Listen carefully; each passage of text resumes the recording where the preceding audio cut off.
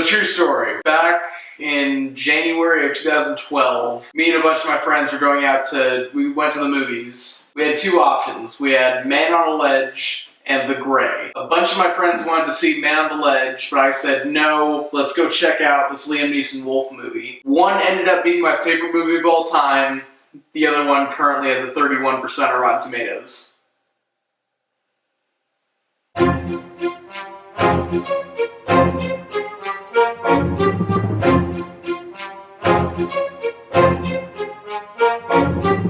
Oof, jeez. So it's about 1:30 in the morning right now. I'm super tired. It's creepy out here in the barn. You guys let me know if you see like Slenderman pop up behind me or something. It's spooky in here. But anyway, another series on the channel that I wanted to start up called Why Don't You Love Blank.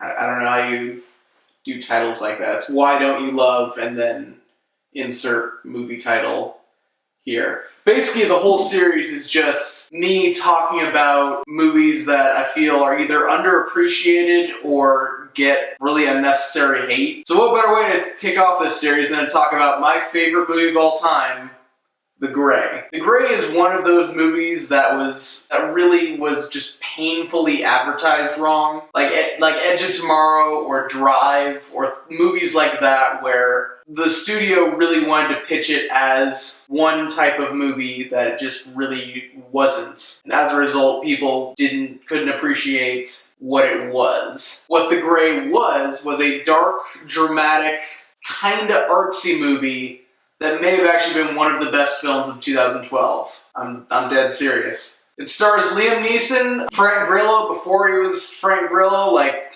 before, I guess Captain America was his breakout role, but like he was also in The Purge 2. I don't know, Frank Grillo is still rising. And just top to bottom, this is a super well-made movie. It's about a bunch of Alaskan oil drillers who are coming back down to the rest of the United States when their plane crashes in the middle of the Canadian wilderness, and they have to figure out how to get back home. All the while, they're stranded in the middle of wolf territory, so all these wolves are aggressively protecting their land. And so they have to figure out a way to fight these wolves off. And like I said earlier, this movie was kind of advertised in a weird way. It was advertised as Taken with Wolves, which this movie is totally not. First off, I'll throw out there, this is not the type of movie that you just pop in on a Friday night and you're like, lighthearted stuff. The major themes of this movie are death, life, faith, pain, just things of that nature, things that just heavy subjects. This is the type of story that's kind of hard to break down because there's so many metaphorical layers to it.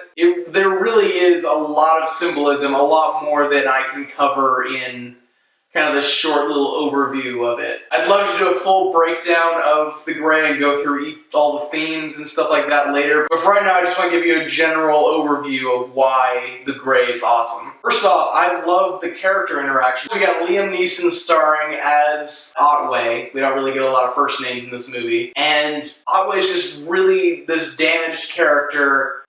His wife has left him. He doesn't really have a lot left in his life. In the first 10 minutes, we see him attempt to commit suicide. But that gun jams, and as we see that, we hear wolves off in the distance howling, because this guy has a destiny beyond those first 10 minutes of the movie. He's gonna go out there, and he's gonna face those wolves. And speaking of those first 10 minutes, seriously,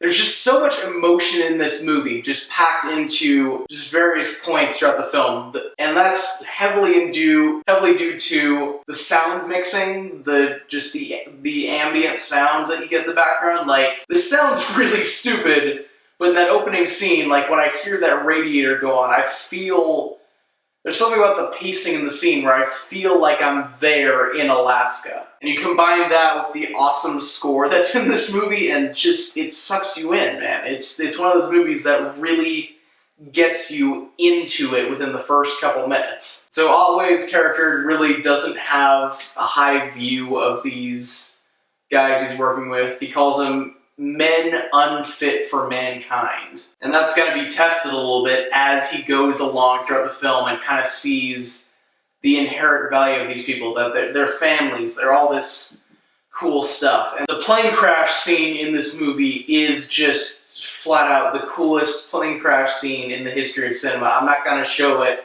because you need to see it for yourself, but I love it. The sound mixing in it is great. There's some tension building up to it. I love it. This whole movie is just filled with really tense moments, really beautiful moments that keeps flipping back and forth between being absolutely terrifying and being beautiful, which is perfect because it's trying to essentially capture what life is all about. The whole theme of this movie is getting what people live for. What about faith? Where does God play into this? Just things like a lot of deep themes that I will definitely go into at some later video.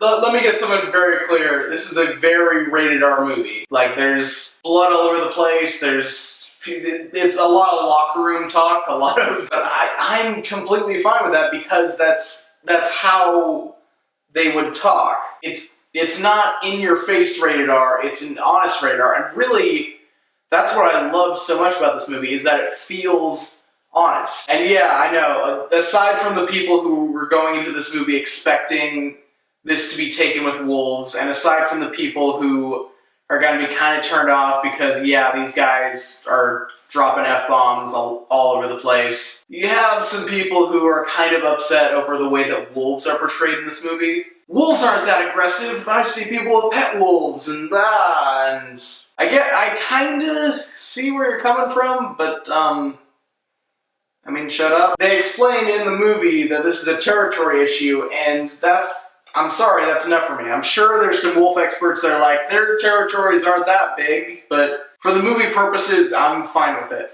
It totally works. And besides, the wolves are essentially a metaphor for all the stuff in life that's going to get thrown at you. All the fears and all the junk. And another thing about this movie is that it's so beautiful in so many spots. Yeah, there's a couple shots where their budget kind of shows and they have to throw in some CGI here and there and it's noticeable. But that being said, the cinematography in this is great. This is, again, I'm saying this a lot, but more stuff that I will go into greater detail later. For right now, I just want to let you know it's in there. Watch the background. Watch that neon cross. Watch the way that things are stacked. Keep your eyes out for metaphors. The wolves thing. There's a thing with wallets. You also get some really, really funny lines that break up all the dark, depressing stuff. Like this. I got a book. It's called We're All It's a bestseller. All in all, from the directing, to the theme, to the action, to the cinematography, to the score, to just, all in all, this film really is just fantastic, just really well made. I'd say the reason why this is my favorite movie is that I saw this at a point in time where I liked video making, but I was kind of starting to become familiar with how complicated filmmaking was and how difficult that was going to be and if it was all worth it.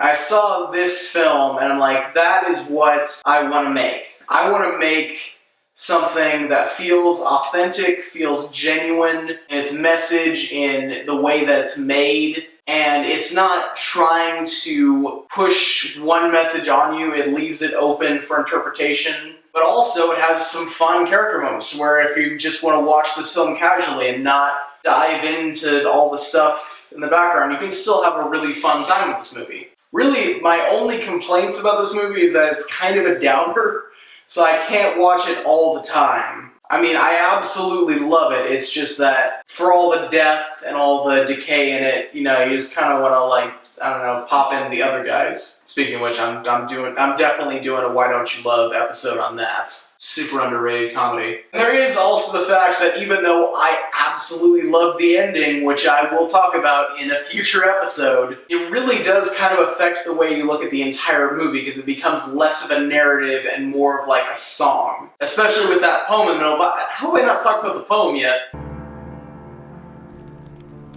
Once more into the fray. This is the last good fight I'll ever know. Live and die on this day. Live and die on this day. Again, no spoilers. Go watch this awesome movie for yourself. But I will say, live and die on this day.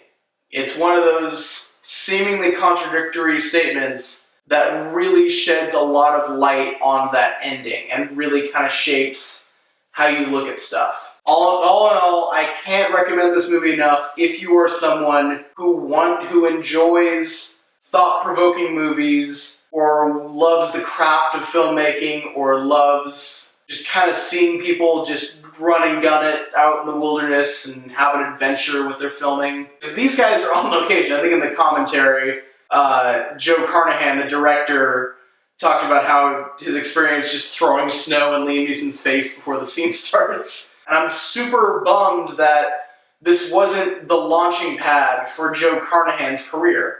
Because this is the type of movie that should get him into bigger and better stuff. I genuinely believe if this movie hadn't been released in February 2012 and had been released a few months earlier, this thing wins a couple Oscars. Seriously, show me a movie in 2011 with a better performance than Liam Neeson. Show me a movie in 2011 with a better supporting actor performance than Frank Grillo. Show me better cinematography than a movie like The Grey. Show me better directing than someone like Joe Carnahan. Seriously though, I put this over The Artist. I don't think it would win because Hollywood likes to pat itself on the back, and making a silent film movie, that's just, they're gonna give it Best Picture. But this thing would have swept the Oscars. The Grey really is just an amazing movie, and I think it deserves support. And again, like I said, I'm going to talk about all this for the 7th time. I'm going to talk about spoilers and stuff in detail later on down the line. Because realistically, this video could be like an hour long if I really got into rambling mode. But I just really want you guys to go out and show support for this movie. Go check it out on, I think it's on Netflix. It might not be. It's definitely on Amazon, I know that. But that concludes this episode of Why Don't You Love? Why Don't You Love the Grey? Go check it out. If you haven't checked it out, if you haven't seen it, let me know what you think in the comment section below. Do you love it as much as I do? Did you have problems with it? Did you not like it? Are you going to see it if you haven't seen it already? What are some movies that you think are underappreciated or get too much hate? I'll take suggestions. I'm always looking for some cool new movies to check out. Also, this Friday, got a Good Friday video / Batman v Superman video coming out. Keep your eyes peeled for that. But anyway, until next time, God bless and stay saucy.